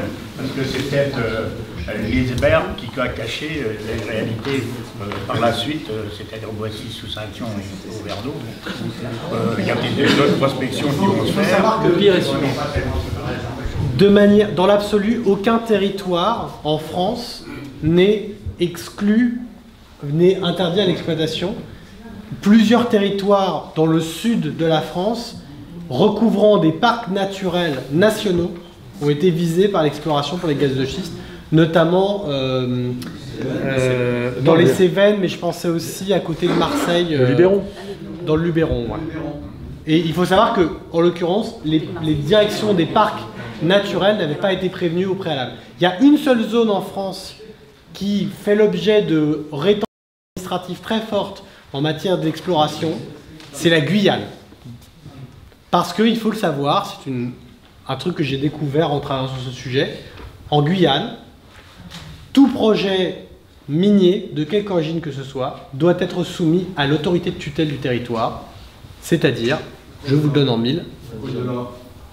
Non, pas à cause de l'or. À l'armée. Le ministère de la Défense supervise toute activité territoriale implantée sur la Guyane. À la suite de ma question, j'ai pu voir que dans un journal du Conseil général qui s'appelle Le Mag, en petit encart, qu'il était contre effectivement ces problèmes pétroliers et ces recherches. Alors, le collectif a-t-il des contacts avec... Donc en fait, il faut savoir que donc je suis aussi dans le collectif. Le Conseil général, en fait, ça fait plusieurs fois qu'ils prennent position. Il y a eu une position il y a très longtemps. Il y en a eu une encore suite à une réunion faite par des collectifs qui est vers Milly-la-Forêt. Ils ont sensibilisé leurs élus vers Milly-la-Forêt. Donc du coup, à une session du Conseil général, ils ont présenté une motion qui a été voté, mais pas à l'unanimité, puisqu'il y a, quelle que soit la sensibilité, ça n'a pas été des votes de groupe, d'accord? Donc il y en a qui ont voté pour, contre, il y en a qui ont été carrément contre, il y en a qui se sont abstenus. Et la dernière, ce qui est parti dans le mag là, du Conseil général, en fait ce qui se passe, c'est qu'il y a des élus qui nous ont contactés. On leur a dit, mais attendez, pourquoi vous êtes abstenus? Je ne comprends pas, vous êtes pour, contre? Il a dit, en fait, parce que je ne connais pas. Donc on les a rencontrés, on leur a expliqué ce que c'était, et du coup, lors de cette session-là, en fait, ils ont interpellé, puisqu'il faut savoir qu'au Conseil général, vous pouvez interpeller le préfet une fois par an, ils ont interpellé le préfet, d'accord, sur cette question-là, et ils ont fait une lettre, et donc s'il fait cet encart. Donc, en fait, c'est aussi en mobilisant voilà, les élus, de dire, voilà, après, il y en a qui, on va dire des noms, par exemple Berson, l'ancien président du Conseil général, il est foncièrement pour. Voilà, il est pour. Voilà. Donc, voilà. Et donc, après, je veux dire, c'est au-delà des sensibilités, je veux dire, on va dire des étiquettes politiques de chacun qui siège au Conseil général, mais le fait d'interpeller. Moi, ce que je reviens quand même tout à l'heure, parce que tout à l'heure vous parliez de mobilisation voilà, citoyenne et tout, je trouve quand même ce qui est important, c'est, et je reviens, c'est de ne pas garder cette information. Et la preuve en est ce soir, puisqu'on a redémarré à Boissy, puisqu'on a dit, voilà, on a fait une réunion à Boissy au cœur vraiment de gaz, parce que là, c'est vraiment un permis qui est important. Voilà. Déjà, je sais très bien que vous soyez nombreux. Donc déjà, de m'excuser, enfin, on s'excuse pour ceux qui sont assis par terre, sur les chaises, debout depuis tout à l'heure, qui commencent à fatiguer au niveau des gens. Mais je pense que c'est l'information qu'il faut diffuser. On a un blog, allez-y dessus, vous pouvez vous inscrire. Le film, c'est vrai que comme, bon, l'histoire des droits, on ne pourra pas le mettre, mais par contre, les permis avec les cartes sont mis. Voilà, toutes les informations. Voilà. Bon, c'était ça après. On est structuré au niveau des collectifs. Voilà. C'était juste ça. Après, on vient aux questions, mais c'était juste. Voilà, question. Ouais, excuse-moi. Bon, attends là. Moi, je suis très conscient que l'exploitation gaz de schiste soit néfaste, mais il y a d'autres énergies qui sont tout aussi néfastes, même encore davantage, qui sont le nucléaire, par exemple. Hein. Il y a très peu d'opposition. Et pourtant, qui sait si on devrait s'y opposer aussi à ça. Mais parce que, alors voilà ma question, est-ce que vous pensez qu'on peut se passer d'une critique du système qui sous-tend toute cette merde-là?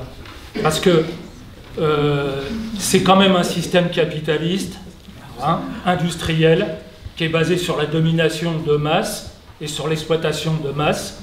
Hein.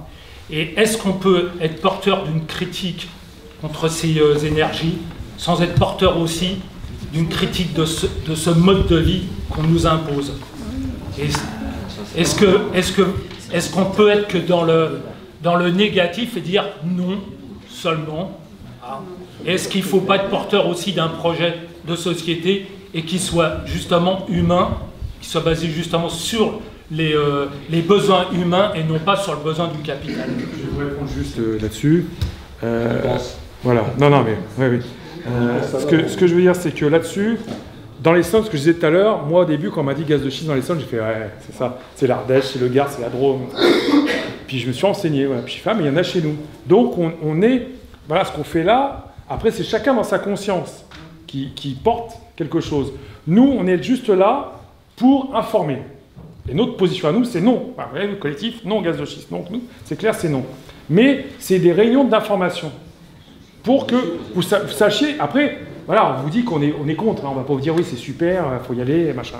Mais c'est une réunion d'information déjà, pour que demain, quand vous rentrez, enfin demain, quand vous regarderez la télé, vous verrez chez Total, on dire, ouais, on connaît, enfin, voilà. Ah, ce soir, il passe, tiens, au boulot, t'as vu, il y avait le film sur le canal, machin, voilà.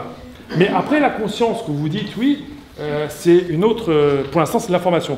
Non, mais voilà ce que je veux dire. Mais je suis d'accord avec vous. Moi, j'ai participé à certaines luttes, et automatiquement, s'il n'y a pas, un projet aussi un peu collectif et global, eh ben, il est sujet à toutes les récupérations politiques, hein, et notamment par des élus qui s'empressent bien de prendre l'opposition, hein, et de prendre le train en marche, et puis de vous déposséder aussi de votre lutte. Et ça, on l'a trop vécu, et donc c'est pour ça que je me permets de vous poser la question, savoir si vous pouvez être conscient. On en est conscient. Mais au moins que tout le monde le soit ici aussi. Les élus ont déjà essayé de nous récupérer, qu'avant-hier on était encore dans une coordination nationale à Lyon avec des membres du collectif, et que des élus ont essayé de nous récupérer, et qu'on passe notre temps à battre ça. C'est un combat citoyen, le gaz de schiste. C'est uniquement des citoyens en dehors de tout organisme et parti politique. On dit simplement qu'on ne veut pas de ça, parce que ça ne nous apporte rien. On a commencé à développer un collectif vertois, hein, et on s'est fait manipuler par un espèce de zozo à ce moment-là, hein, qui a profité hein, du collectif pour pouvoir se faire un petit aura. Vous voyez? Et donc, j'ai pas envie de retomber dans le même cas d'école. Je voulais vous dire, je peux vous poser une question, mais je vais vous expliquer. En 2012, il y a eu la révision du schéma d'aménagement et de la gestion des eaux pour la protection de la nappe de Beauce et des milieux aquatiques. À ce moment-là, on a déposé un dossier parce que donc, ce schéma ne montrait que les dangers de l'agriculture, que les agriculteurs faisaient ceci et cela. Donc nous, on est intervenus et on a fait un dossier en parlant des problèmes industriels, dont les gaz de schiste. Donc on a donné un dossier qui a été fait par des experts sur les gaz de schiste et tout ça. Donc le commission enquêteur, la commission d'enquête a accepté notre dossier. Elle a écrit tout ce qu'on avait dit, parce qu'elle a dit qu'il fallait que ça soit rajouté dans le SAGE. Et à ce moment-là, donc on est allé avec une sénatrice qui représentait le Conseil général de l'Essonne à la clé, la commission locale de l'eau, au moment du vote. Et on a voulu, parce que nos arguments n'ont pas été repris par cette commission, et on a voulu demander à la salle de ne pas voter et de prendre ces arguments-là sur la protection par rapport aux pollutions industrielles, par rapport au gaz de schiste, que la nappe phréatique soit protégée. Donc, on n'a pas eu droit à la parole. La présidente de la commission locale de l'eau nous a refusé la parole. Donc il y avait plein de gens, des élus, comme vous dites, nombreux, et ils ont tous voté, ils n'ont pas demandé à ce qu'on parle. Donc dans ce sens-là, je voulais savoir si, par rapport au combat des gaz de schiste, si on pouvait faire la même chose par rapport à ce que vous avez dit, il me semble que non. Est-ce qu'on peut participer à tous les plans qui existent pour faire remonter l'information des dangers des gaz de schiste? Et donc dans tout ce qui se passe, on parle de politique, moi je suis apolitique, donc je vais vers les milieux, je change suivant, mais donc s'il y en a, comme vous dites, mais donc on est contre personne, mais essayez de participer au maximum auprès des élus quand il y a des réunions, etc., pour en parler, et ensuite donc essayez à chaque fois qu'il y a une enquête publique sur un plan de protection, ceci ou cela, d'être là et avec des experts et tout, de porter là-dessus. Et je voulais savoir si, comme nous, pour ça, est-ce qu'il est possible au collectif d'aller jusqu'aux tribunaux pour être contre, pour s'opposer à ces forages? Je voulais savoir si c'était possible. Non. Alors, d'un point de vue... Alors, il se trouve que je travaille depuis maintenant quelques mois sur une autre thématique, mais qui en termes d'implication est très proche de ce que vous évoquez, à savoir les décharges publiques. Et du coup, j'ai cherché et j'ai un peu exploré le sujet. Alors, ma première remarque, sur les études préalables à l'implantation, les études d'impact à divers niveaux, des diverses agences, que ce soit la DREAL, que ce soit la DAS, tout ce que vous voulez. La décharge de Nonant-le-Pin, que vous connaissez peut-être en Normandie, qui a fait l'objet de grosses mobilisations en plein milieu des terres d'élevage, a vu en gros la moitié des études commandées à des organismes départementaux émettre un avis négatif. Elle s'est installée quand même.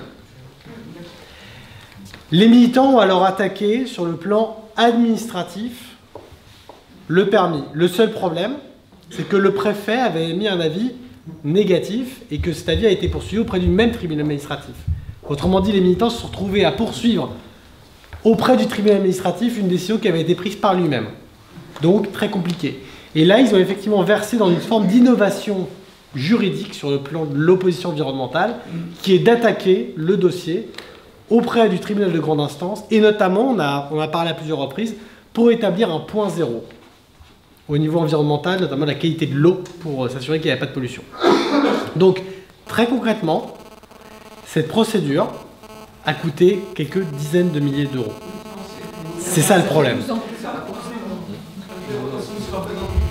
est l'association, la DSE, c'est l'association de défense de la santé et de l'environnement, où ils veulent mettre une décharge de produits industriels à Saint-Escoby, au milieu des champs du blé. Voilà. Donc ça fait 12 ans qu'on se bat, et là on est au Conseil d'État. Je voulais savoir si, avec les gaz de schiste, parce qu'on est intéressé, on se bat aussi par rapport aux gaz de schiste, et on voulait savoir si on pouvait avoir les mêmes procédures que pour les décharges. Voilà. Le vrai problème étant que le procédé avec les gaz de schiste n'est pas un procédé industriel classique. Là, pour les décharges, c'est un procédé de stockage. Autrement dit, vous devez d'abord créer la capacité avant de rentrer en activité. Alors qu'avec les gaz de schiste, comme on est sur une activité extractive, la création de la capacité crée l'activité elle-même. Comme je vous l'ai dit tout à l'heure, le simple fait d'explorer, vous êtes déjà dans la fracturation hydraulique, vous êtes déjà dans la pollution. Et à ce titre, je me prononce, mais là encore de ce que je sais, la meilleure méthode consiste quand même à aller en amont, donc à s'en prendre effectivement aux modalités d'attribution des permis au niveau de la légalité, au niveau des études d'impact, au niveau de tout ça. Et c'est peut-être là où il y a une faille. Mais le vrai problème, c'est que, encore une fois, c'est un rouleau compresseur. Quand vous avez 15 millions de dollars qui sont injectés dans un projet comme ça, ils sont pas à 50 000 ou 100 000 euros d'avocat près. Les procès font partie d'une stratégie. Nous, la stratégie qu'on met en place, c'est une stratégie de masse. Je veux dire, on peut faire des procès aujourd'hui, Aujourd'hui, on peut faire des procès, on peut faire des pétitions, etc. Et on a des groupes de gens à la coordination nationale qui payent même des avocats et qui ont eu quelques petites victoires au bout de 3 ou 4 ans. La seule façon qu'on aura aujourd'hui réelle de faire reculer les pétroliers, c'est les populations. C'est uniquement la mobilisation des gens. Si on rentre chez nous en ayant été persuadé que nous avons raison et que de toute manière c'est une grosse cagasse et qu'on reste chez soi le jour où les pétroliers vont débarquer avec leurs camions, ils auront gagné.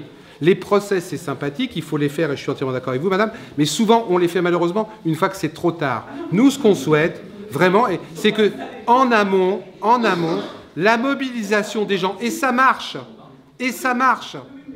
la mobilisation des gens en France, ça ne pardonne pas parce qu'ils n'ont pas l'habitude de ça, les Américains et les Canadiens. Si on se mobilise, si vous rejoignez les gens dans le collectif, on a une mail list et je vous conseille de vous inscrire à la sortie, vous mettez votre email, on a monté une mail list pour informer les gens heure par heure. Oui, mais je voudrais le finir ça. Pour informer les gens heure par heure, donc n'hésitez pas à vous inscrire en sortant. On vous envoie systématiquement de l'information et on vous prévient quand il y a un gros pétard. On a déjà réussi à les faire reculer. Je vous propose, puisque l'heure tourne là, on prend une ou deux dernières questions. Surtout qu'on a quelque chose à vous annoncer dans la démarche, donc justement qui est dans le sens. Donc juste une dernière question. Désolé pour ceux qui n'ont pas pu s'exprimer ou poser une question. Voilà. On peut se retrouver à la table. Et après, après de toute manière, il y a un élu. Voilà, juste une information. Donc il y a Sylvain donc qui va.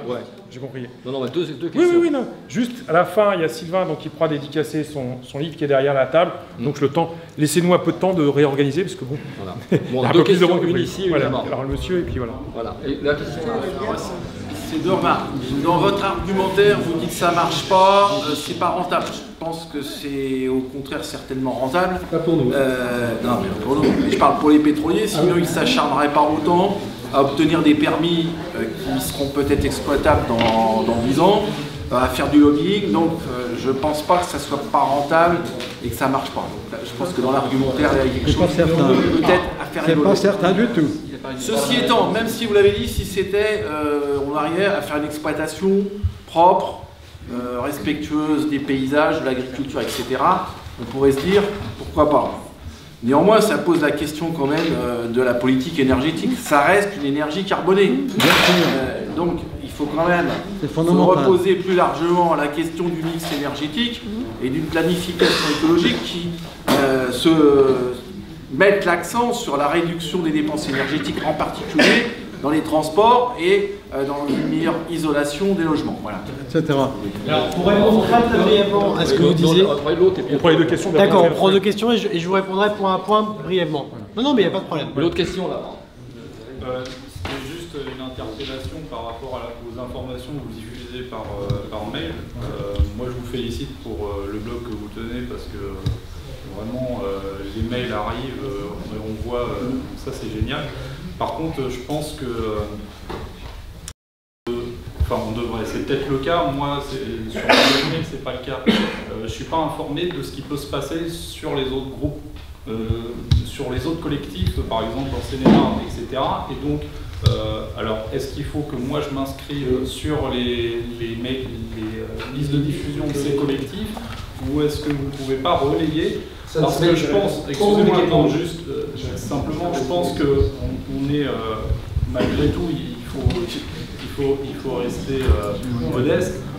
On est quand même des groupes convaincus, mais on est des petits groupes. Et je pense que la mobilisation, pour qu'elle fonctionne, elle doit fédérer plusieurs collectifs pour aller sur un point central, sur un chantier à bloquer. Et pas uniquement s'intéresser à ce qui se passe là à 5 km de chez nous, quoi. Vraiment s'intéresser à quelque chose de plus global pour avoir un impact vraiment important. Sur le blog, j'entends rien parce que c'est moi qui est derrière. Non, je vais vous le dire. En fait, sur le blog, voilà, on peut. Moi, je suis pas. C'est un truc tout le monde. Hein, vous mettez. Bon, j'ai fait de la pub Google, la Google Alert. Ouais, peut-être d'autres trucs que vous avez partout. Donc, vous pouvez avoir des informations de la terre entière, d'Espagne, des machins de Dieu. Donc, c'est vrai que j'ai essayé de sélectionner, on va dire, Essonne, principalement. C'est vrai. Parce que sinon, ça peut partir partout. Mais c'est vrai, je vais voir, parce que sur le côté, il y a des liens, parce que moi, je ne suis pas... Je l'ai dit, au départ, on n'est pas géologue, pas hydrologue, pas physicien, pas pétrolier, pas machin, et je ne suis pas informaticien non plus. Donc, j'ai pris le truc le plus simple qu'il pouvait y avoir. Alors, je ne dis pas que c'est le super, mais voilà. Donc, peut-être voir à ce moment sur le côté, sur les liens, des liens sur les collectifs. Mais c'est vrai que si vous voulez savoir ce qui se passe dans l'Ardèche, ou dans 77, machin, voilà. Nous, on le reçoit. C'est vrai que si je vous remettais l'information, ça serait noyé d'informations. Ah ouais. Donc, malheureusement, vous en auriez marre. Vous saturiez. Par contre, c'est vrai que ce que j'essaye, mais c'est peut-être un défaut, je sais pas, c'est de dire, voilà, s'il y a un événement, vraiment, quand il y a eu une mobilisation il y a 2 ans à Jouarre, parce que là, c'était d'une ampleur, on va dire, Île-de-France, voire plus large, là, on la met. Voilà. Donc, après, c'est peut-être sur les liens, il faut que je regarde peut-être sur les liens, je remarque, regardez, peut-être mettre à jour, sachant que les collectifs, c'est toujours c'est la base du volontariat et des militants voilà, volontaires. Il y en a qui périclitent, il y en a qui remontent, voilà. Mais c'est quelque chose. Mais n'hésitez pas, vous savez, vous faites sur Internet, collectif 77, et vous tombez dessus. Voilà.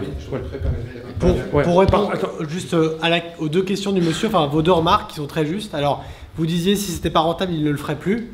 Sauf que vous avez juste négligé un élément important, mais parce que vous l'avez peut-être pas à votre connaissance, c'est que les pétroliers ne font pas du bénéfice qu'en vendant du pétrole et du gaz. Aujourd'hui, sur le plan des bilans comptables, les entreprises qui exploitent les gaz de schiste aux États-Unis, pour la plupart, ils perdent des centaines de millions de dollars, voire des milliards. Total est obligé de déprécier les actifs à hauteur de 1 milliard de dollars sur l'année 2012. Du fait des faibles performances de ces investissements. Là où ils gagnent de l'argent, c'est au niveau boursier. La majeure partie du dégagement de profits liés au gaz de schiste aujourd'hui est d'origine strictement capitalistique. Il y a des enquêtes qui sont menées par le gendarme de la bourse américaine, le SEC, sur Chesapeake Energy, le numéro 2 des gaz de schiste aux États-Unis, qui s'est financé en vendant des futures, c'est-à-dire sa future production de gaz. Sauf que comme il ne l'a jamais produite, cette fameuse future production de gaz, eh bien il a levé des centaines de millions de dollars et même des milliards sur du gaz qui n'a jamais existé. Et donc il est poursuivi par les investisseurs qui ont acheté ces bons qui ne valent rien. Et aujourd'hui, c'est comme ça que se financent beaucoup de gens qui perdent de l'argent dans les gaz de schiste. Ils le font comme ça. Ensuite, il y a une deuxième chose, c'est que c'est un pari. Il y en a qui gagnent, il y en a qui perdent. Et quand vous avez du gaz sec, du méthane, là c'est perdant. Quand vous avez des gaz humides, des gaz qu'on peut transformer en plastique, qu'on peut transformer en produits chimiques, là c'est gagnant et vous pouvez gagner de l'argent. Et enfin, il se reporte beaucoup sur le pétrole. Et ensuite, quand vous parliez du mix énergétique, j'étais évidemment très provocateur en disant si c'était propre, on pourrait l'exploiter. Parce que vous posez au final la seule bonne question qui vaille, à savoir, a-t-on vraiment besoin de ce gaz? Et comment, et si nous le refusons, alors pourrions-nous mettre peut-être notre intelligence à profit pour réfléchir à comment s'en passer, plutôt que de réfléchir sans arrêt à, dans une espèce de conquête un peu prométhéenne, comment aller toujours plus profond, toujours plus fort, fracturer la roche-mère à grands coups de fracturation hydraulique. Si c'est pas freudien, je veux bien me faire moine, mais concrètement, il y a quand même quelque chose d'une arrogance d'une arrogance technique de dépasser des limites.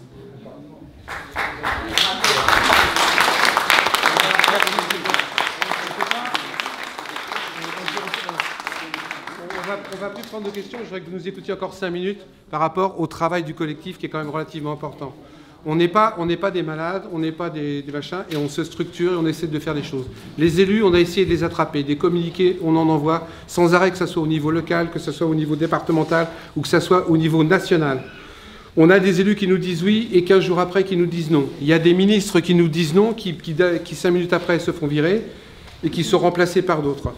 On a un code minier qui est en train de changer, on n'a pas eu le temps de l'aborder ce soir, c'est-à-dire qu'on commence à être cerné de toutes parts.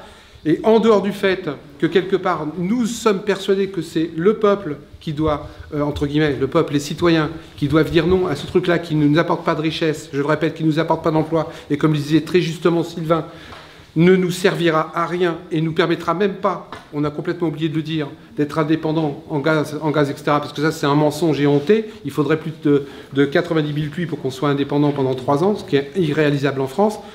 Donc rien ne tient dans ce dossier. Nous, on a décidé de se battre et de se battre concrètement. Donc aujourd'hui, on est arrivé à un stade où quelque part, on est en train de réfléchir pour faire bouger les élus et que quelque part les élus affirment réellement et qu'ils l'écrivent réellement, pas seulement nous le dire en parole, pas seulement nous téléphoner pour faire autre chose. On est en train de réfléchir gentiment au collectif à présenter une liste au cantonal uniquement de citoyens qui se battent sur tous les cantons du département contre le gaz de schiste. On va voir si les élus-là vont se décider à bouger et à signer, je dis bien, quelle que soit la couleur politique des partis politiques dans cette affaire-là. Quelle que soit la couleur des partis politiques. Le pétrole, l'huile et le gaz de schiste, nous, on ne veut pas. Et puisqu'on n'arrive pas à l'affirmer autrement, on va l'affirmer sur des tracts. Oui, mais on veut des écrits. Mais bon, notre problème qu'on a, madame, et je vous assure, je voudrais finir là-dessus, c'est que malheureusement, aujourd'hui, on se rend compte que même les écrits, ça ne suffit pas. Donc si les populations ne sont pas derrière, et si les citoyens ne sont pas derrière, et si demain, quand les camions vont arriver, parce que pour l'instant, ils sont dans le 77, ils sont dans le 77, les camions, ils vont arriver sur le 91, il faut que quelque part, on se mette devant, et qu'on affirme réellement, nous, on n'en veut pas, ici ou ailleurs. Nous, citoyens, on n'a pas envie que nos enfants, nos petits-enfants et nos arrière-petits-enfants aient un truc qui soit complètement et définitivement pollué. On n'a pas envie que la Beauce... Claude, le truc de la Beauce, la nappe de Beauce qui fait toute l'Île-de-France soit définitivement polluée. On n'a pas envie de toutes les maladies qu'il y a aux États-Unis aujourd'hui et qu'on est en train de découvrir. Parce que là, on n'a pas le temps ce soir, il faudrait qu'on fasse 2 séances.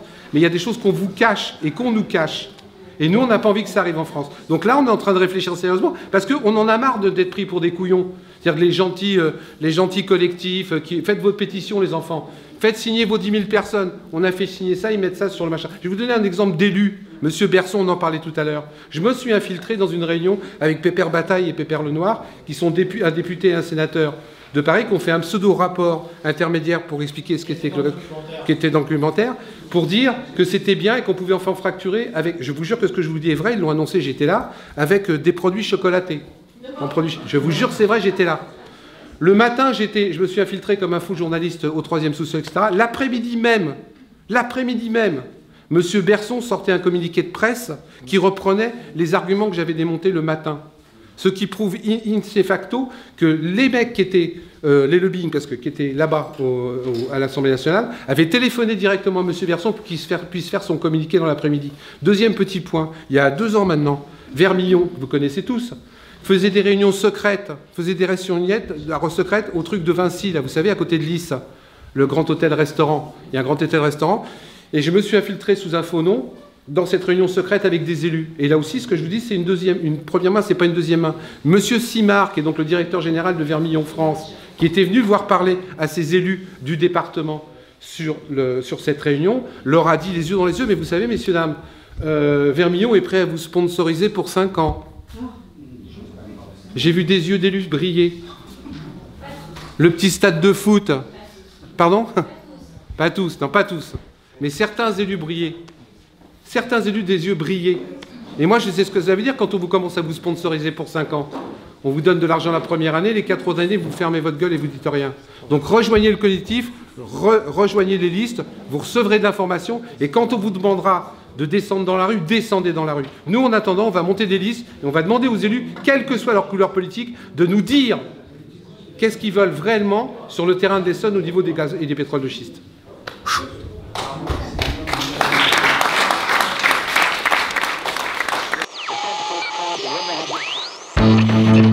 Thank you.